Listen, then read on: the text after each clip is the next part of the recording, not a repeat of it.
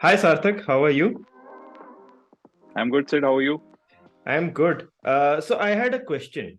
This is going to be a very quick one. I had a question regarding the FIFA World Cup balls that are being used, the footballs that are being used.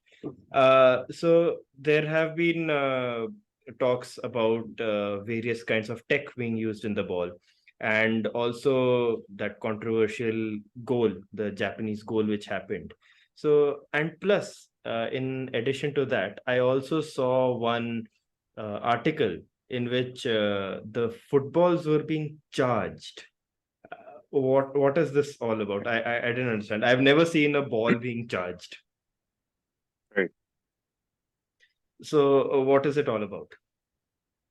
Right. So I think I'll tell you a little bit about the history of the World Cup balls before. Hmm. We won't very briefly we'll discuss that Hmm. because it's important to know why are we discussing so much about a ball, Hmm. right? Uh, Right. just before that, I'll just show everyone what I'm actually referring to. So Right. this is the uh, image which I'm referring to right now. So this we saw that the footballs were being charged on the pitch, which has baffled everyone that why is this being done? Yeah, Why I remember footballs are you being charged? immediately after reading this Yeah, article just pinged me yeah. that what That is what this is this? tech? Is this a normal thing? Yeah. So yeah, So yeah, about this thing, history of the ball. so yeah, this is not a normal thing. It's Hmm. a very new thing that we are witnessing first time in this World Cup. So yeah, before that, let's briefly discuss about the history of World Cup balls, right? Hmm. So as we know, it's a 90 plus year old sport. Correct. But let's come to the modern history. Let's come to Mexico 1970 World Cup, where Okay. it all started, where Adidas took the responsibility of making the World Cup balls. And Hmm. since then, they are the sole sponsor of making the World Cup balls, since 70. So I Since the think 70s. since 1970. Yeah, since the Okay. 70s. And this is the 14th successive edition of the Adidas ball. Hmm. So can you take a wild guess that which where do you think the most of the balls in the world are produced? Most of the footballs. I have two answers. Okay. The first is probably somewhere in London, maybe Liverpool or someplace. Uh, Okay. no, Manchester, I think. Manchester or Liverpool. And the second Okay. is the Manchester of India, which is Ludhiana or Jalandhar, if I'm not wrong. These are Okay. the two. These are two of my options. It's not Germany, as far as I know. Okay. So let me tell you, both of your two answers are wrong. Okay. Your second answer is very much close. I can imagine why. But the right answer is Sialkot, Pakistan. Oh, Yes. Punjab. Okay. And exactly. So I told you your Hmm. second answer was very close. Hmm. And world's 70% share of footballs are made in Pakistan itself. Oh, I didn't know that. So you I can was imagine, never. yes, they make all the Adidas balls and Nike as well, Puma as well. Different Okay. companies and 70% of the world's share. So you can imagine that's a pretty big share, right? Hmm. Right. So coming back to since Adidas took their this responsibility in 1970, they've Hmm. produced a lot of amazing balls, lot of famous balls, lots of controversial balls. Hmm. For example, in 1986, the 86 World Cup, the Argentina thing, their ball, it was the first time the ball was called Azteca. It was the first Okay. synthetic ball to come into play in 86. Before Okay. that, leather and handmade balls were used to play, and they were Hmm. worn out very easily. Correct. And the synthetic balls that we see right now, and Hmm. if you see that Azteca, you can mention the image if you want. It's a very Hmm. famous ball, and you must have seen that pattern. Hmm. So that's where the use of synthetic balls have started, and then it is a 8 panel ball what we see, and now the Hmm. ball has it has modified by time, and today we are seeing a ball. It is called as Al Rihla, Okay. The one which is being right? used in The the one which Qatar is World being Cup. in 2022 Qatar World Cup. It's called Hmm. Al Rihla, and Hmm. before that, so many. Its predecessors were also very controversial and famous, like the Telstar 18 last World Cup's ball. Okay. Before that, it was Brazuca. The ball was called Brazuca at the Brazil World Cup. Okay. Before that, I it didn't know was that. Jabulani. So yeah, Oh, so I'm I telling never you, knew the that World Cup balls are being given names also. I never knew that. exactly. The So just like last in Olympics, there is a huh. mascot. Mhm. in every of the football World Cup, the ball is given a name, and it has some Oh. significance that we'll discuss right now. Let me guess. Probably it has something to do with where the World Cup is being hosted. Of course, Given of course, Al Rahila and Al Brazuca. Rihla, So right, Brazuca, I'm pretty sure it was the Brazilian was World in Cup, Brazil. and Exactly. Yeah. the 18 one was Russia, which you mentioned. What was the name? Sorry, The Telstar. It was Telstar. Telstar 18. So the Hmm. first ball they manufactured in 1970, Adidas. It was named Hmm. as Telstar. Okay. So giving a tribute to that, the last World Cup's World was called Telstar 18 because it Okay. was held in 2018. 2018. Okay, got it. Right. So coming back to this World Cup's ball, that is Hmm. Al Rihla. It Hmm. means the journey Okay. in Arabic. Hmm. It is inspired by their culture and art, And Okay. this is the most environmental friendly ball till now, and Hmm. the colors and patterns which are there on the ball are inspired Hmm. by Qatar's culture and architecture, their flag, Okay. all these things. Okay. This ball is all made up with water-based inks and gloves. Okay. So it is Sustainable. one step towards sustainability, and it is the Okay. most environmental friendly ball till now. Okay. Being environmental friendly, it is the most advanced and technologically uh, packed ball till date as well. Okay. You know, I so never thought that even hmm, something as simple as a football would have technology inside it, because it is something which is right, being kicked around for almost the entire duration of the match. right, So right, because having some tech would add a bit of weight to the ball, hmm, it might disturb the balance right, also of the ball. right, right. So now we have discussed about the ball. I think let's come to the tech that we Hmm. all are so much astonished with. So Yeah. this is the first time this will be called as a semi-automated tech, if not fully automated. Okay. Okay, because of course then it's a manual ball and we don't have a remote control operating it. So it's a semi-automated tech. Got it. So in this World Cup, they're using a technology. Hmm. It is a 14-gram IMU sensor. IMU is inertial measurement unit.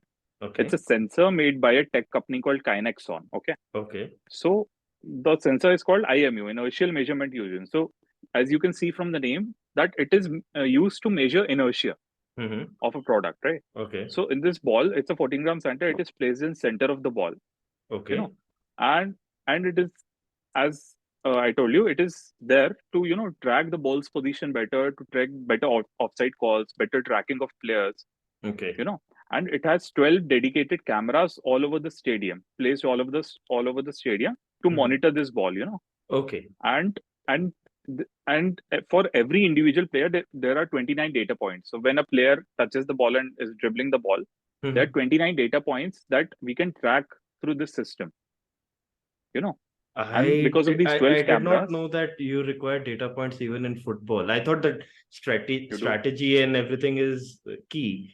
But as you right? said that it has data points and it has sensors inside it to Hmm. track the location of the ball. So Right. that also might be useful to check if the ball is out of bounds or within bounds or something of that sort.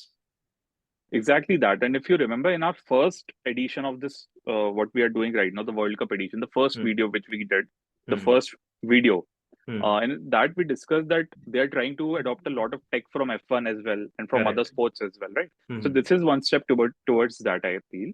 Okay. So hence they are using so much tech to precise the ball's position and similarly the player's position. Of course, when that player is on the ball, right? And Hmm. this has a speed of 50 FPS. We in gaming we use terms like FPS, frames per Yes, second, right? frames per second. Yes. So yeah, we can use this thing here as well. Like it has a speed of 50 FPS, and this IMU sends the Hmm. ball data 50 times to the for precise detection to the video screens to the VAR for Okay. exact positioning.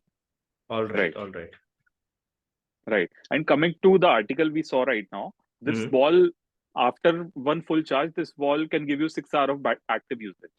So hence these ball require charging. What happens if the balls run out of charge between the match? Say somebody Hmm. was not careful enough and they did not Yeah. charge the ball, and Just like us, we don't charge our yeah, mobile phones sometimes enough we and don't charge our just give. phones, and sometime Right. someone was careless and they gave the ball at say 10% charge when the match was about to begin. Okay. So So let's so assume does it that stop? this kind of let's assume this kind of goof up does not happen in a World Cup. And answering to your question, Imagine if it it's happens during the finals. it happens during the final. The players are waiting for the ball to get charged, and then they're resuming the play again. It was so much fun to watch. Huh? Of all the things, this is happening. Good points of tech and bad points of tech. No? No. So the point is, the sensor will stop working, but at least the ball will still roll, right? Yeah, correct. Right. So coming back to your question, it's a very legit question. But as you saw in the article, there were more than 4-5 balls charging, right? Correct. Right. So even in a normal sport of football, normal game of football, there's not just one ball. There are Correct. 6, 7, 8 balls placed at every place in the field, Correct. and the balls replicate. So I was reading a very interesting article by the Kinexon CEO. The Kinexon is the company who developed this tech. Developed the chip. So who developed the chip. So they replied that this is such a advanced tech that when a ball goes out for outside, right? When a ball goes out of play, and when a new ball comes in, so that ball automatically transfers the data to the new ball. Oh. And it automatically integrates with the cameras as well. Can you imagine how advanced this tech is? But that means it is seamless. It has to be seamless. Because has to be, because once a player say misses a goal and it goes flying off into the crowd, then the on-field referee or the line referee will throw a new ball to them, and it needs to transfer all that data instantly. It cannot be like it's buffering. No data transfer. There's no chance for that, right? Oh, that's and nice. I think they would have tried and tested it so many times just to bring it into a World Cup, a sport like a World Cup. So yeah, I think this is a very amazing tech, and this will be very crucial for the game's decisions. But as again we saw in the Japan-Spain World Cup, correct. After all this tech as well, such a controversy happened that the ball went out. So some people are saying it did go out, some are saying it's not. But then a couple of days back, we were discussing this, that FIFA gave an official statement that, some shadow of the ball is overlining. So the ball is, it's considered the exact word which they used was that the curvature of the ball is inside. The curvature of the ball is inside the playing limits. So, even the image and the video which they shared, that shows that the ball is completely out of bounds. If you see it from a top-down view, yes, there is some curvature which is inside the line, but that does not make sense because the ball is touching out of bounds. It is out of bounds. It should not have been a goal. That's what. So even after all this tech, the final decision is on a manual. It's a manual decision, right? Because this is actually a problem even in Formula One. Despite Formula One being such a technologically advanced sport, so much technology is being used. When it comes to qualifying or when it comes to going track limits. So when it comes to track limits, many times it's probably almost every time it is done manually. There are no sensors inside the tires. There are no sensors on the lines. It's a completely manual process. The stewards will be looking at the cars. If they feel that it has gone out of bounds, then yes, the lap time will be deleted. Otherwise, the lap time sticks. And we did face these issues even in the US Grand Prix and other Grand Prix as well. So there should be something which probably it's because these things are still in its nascent stages, and that's why we are not able to reap the full benefits. Maybe few years down the line we might see the benefits of this, of course. So that's about it. Yeah, that's very interesting because I saw the article and I had to discuss it with you. I had to know what is it all about because I'd never seen a ball being charged. And so these balls are also available for commercial use not yet. So as we see for the jerseys as well, that there is a player jersey and there is a fan jersey. Correct. Right. So the player jersey uses a better tech in comparison to the fan jersey. So same goes with this ball tech as well. They won't, provide this tech to the people just now. Maybe in the future. So even if you go to their website right now, they'll just give you the normal ball without the sensor, of course. They'll give you the official ball, but without this tech. It makes sense to give it without the sensor because nor probably majority of the people who will be buying the ball would be using it for Right. their private use within football Right. fields, something of that sort, which Right. might not be a Right. competitive environment. And I think the portability is still an issue, right? Because they are using so many cameras and so many data points, and there is a Hmm. whole room monitoring this. And to bring that portably onto your mobile device, the data and everything, I think that will take a little Yeah, time. it will take a It will time. come, of course. It Yeah. has to come. The technology is improving, but yeah. But I think this is a good start, and let's Yeah, hope that good. this Till grows only. Yeah. till the time tech helps us to improve the game and improve decision making in the game Right. and make it even Right. more fair play, nothing like it. Yeah. We always Yeah. welcome Till such tech. that point, and we should find a thin line that it does not turn into AI and just starts deflecting on itself. Yeah, correct. Yeah. So thanks a lot, Sarthak, for taking the time out to Anytime. discuss this football tech which we have had in the Qatar World Cup. We'll catch up soon for Always a pleasure. Yeah. before the quarterfinals start, and the matches are really Of course. exciting. And Right. yeah, We'll discuss let's that. get Yeah. into it. Yeah. Okay. Thanks a lot, Let's get Sarthak. into it. Okay. Cheers, Bye man. bye. Thanks for your time. Bye bye.